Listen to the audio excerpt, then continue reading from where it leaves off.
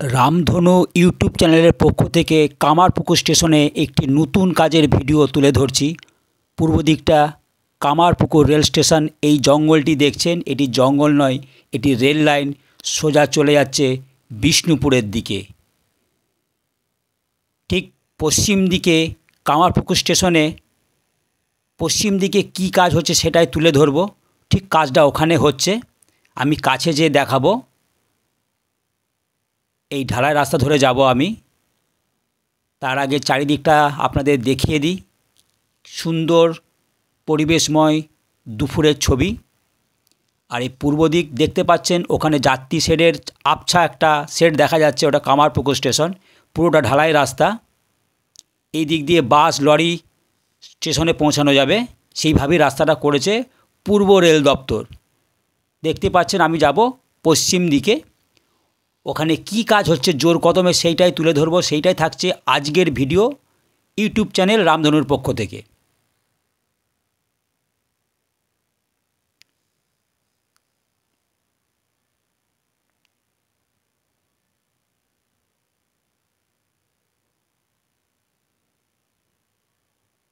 তো চলুন দেখা যাক ওখানে কি কাজ করছে পূর্ব রেল দপ্তর। 2026 সালের লক্ষ্য পূর্ব রেল দপ্তরের বিষ্ণুপুর টু তারকেশ্বর রেল লাইনটা সংযোগ করার জন্য। তাহলেই হাওড়া থেকে বিষ্ণুপুর সরাসরি পৌঁছানো যাবে। তারই লক্ষ্যে পূর্ব রেল দপ্তর জোর কদমে কোমর বেঁধে লেগেছে এই রেল লাইনটিকে সংযুক্ত করার জন্য। এই আগাছাগুলো ভরে আছে, যখন রেল লাইন চালু হয়ে যাবে কামারপুকুরে তখন এসব থাকবে না আশা করা যায়। তো চলুন সোজা যাই, সেখানে কী কাজ হচ্ছে তুলে ধরি। চলে এলাম ঠিক সেই জায়গাতেই। এই জায়গাটি মিশন স্কুলের গেটের কাছে, দেখতেই পাচ্ছেন ওখানে গেট। আর এর ঠিক এই দিকটা চলে যাচ্ছে পূর্ব দিকে কামারপুকুর স্টেশন।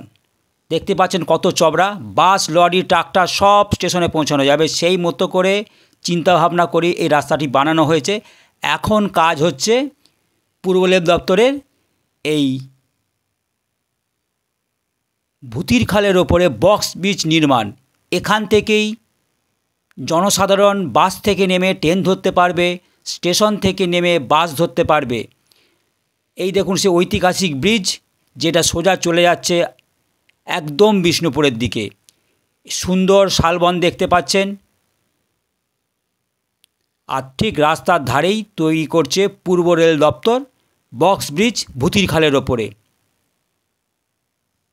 দেখুন ঠিক মাটি কেটে একদম ঐতিহাসিক, যাতে দ্বিতীয়বার না হাত দিতে হয়। পূর্ব রেল ভেবে চিনতে রাস্তার ধারে এই বক্স ব্রিজ নির্মাণ করছে। কারণ এই খাল দিয়ে, মানে ভূতির খাল দিয়ে বন্যার জল প্রচুর পাস করে, তার জন্য মজবুত করে রেল দপ্তর এখানে কাজটি করছে।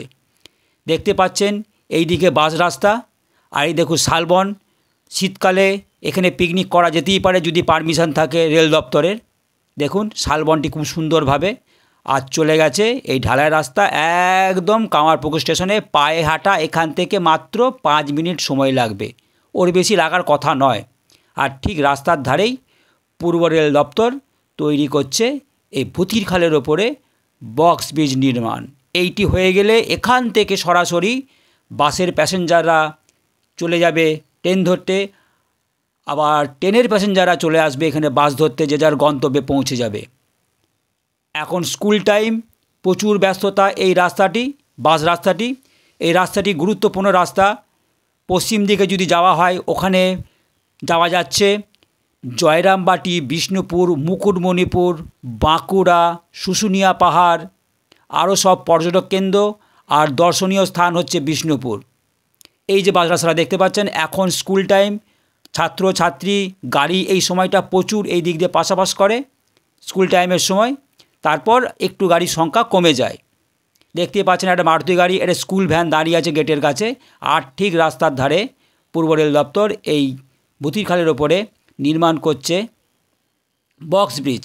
আর ওই যে ব্রিজটা দেখতে পাচ্ছেন, ওইটি সোজা চলে যাচ্ছে একদম জয়রামবাটি স্টেশনকে ক্রস করে বড় গোপীনাথপুর, ময়নাপুর, গোকুলনগর, বিরসা মুন্ডা হল স্টেশন, সর্বশেষ বিষ্ণুপুর। এই দেখুন আমি নিচে চলে এসেছি, একদম ভূতির খালের সমান সমান। দেখতে পাচ্ছেন এখানে মিস্ত্রিরা, ইঞ্জিনিয়াররা দিনরাত এক করে এই কাজটিকে রেডি করার চেষ্টা চলছে, কারণ পূর্ব রেল দপ্তরের একটাই লক্ষ্য 26 সালের মধ্যে তারকেশ্বর টু বিষ্ণুপুর রেডি করার, তারই আপামর চেষ্টা চালিয়ে যাচ্ছে। তাই এখানে জনসাধারণের জন্য যে রাস্তাটি তৈরি করা হয়েছে বাস রাস্তা থেকে, সেইটাই এখন ব্রিজ করলে এই রাস্তাটি 100% রেডি হয়ে যাবে, সরাসরি ট্রেন যাত্রীরা, বাস যাত্রীরা যাতায়াত করতে পারবে। এমনভাবে মজবুত করা হচ্ছে যে বাস, লরি, ট্রাক্টর সব পৌঁছে যাবে স্টেশনেতে। দেখুন আমি রাস্তার অপোজিটে চলে এসেছি, মানে রাস্তা থেকে এখন দেখাচ্ছিলাম পূর্ব দিকে।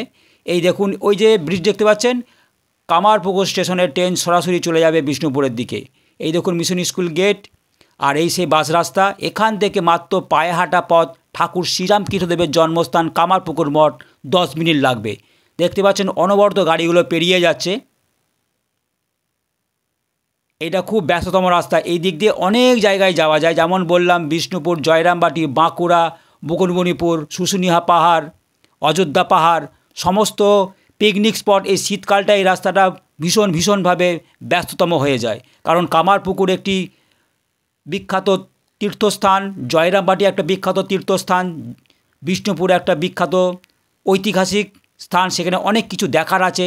ওখানে একটি কামান আছে, দলমাদল কামান, আর তারপরে একটা কামান আছে মুর্শিদাবাদে, সেটা সবথেকে বড় কামান, সেটার নাম জানা নেই। এই দেখুন এই হচ্ছে মিশন স্কুলের গেট থেকে আমি ক্যামেরা ঘুরিয়ে দেখাচ্ছি।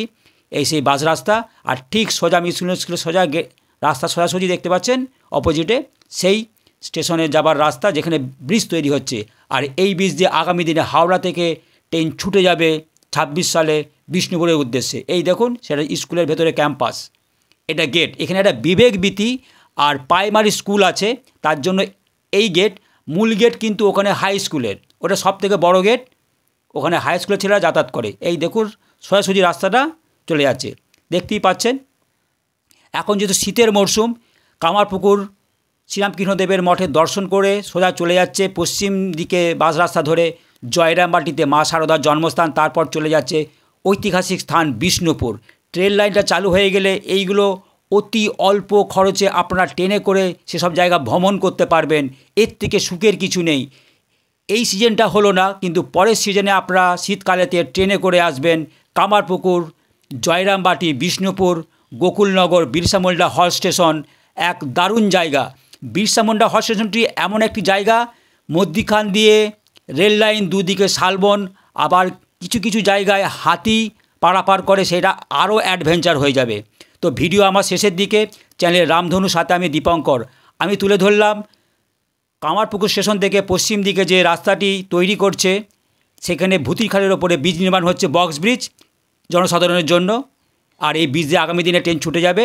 এখানে ভিডিওটা শেষ করছি। চ্যানেল রামধনুর সাথে আমি দীপঙ্কর, সকলকে অসংখ্য ধন্যবাদ জানিয়ে শেষ করলাম।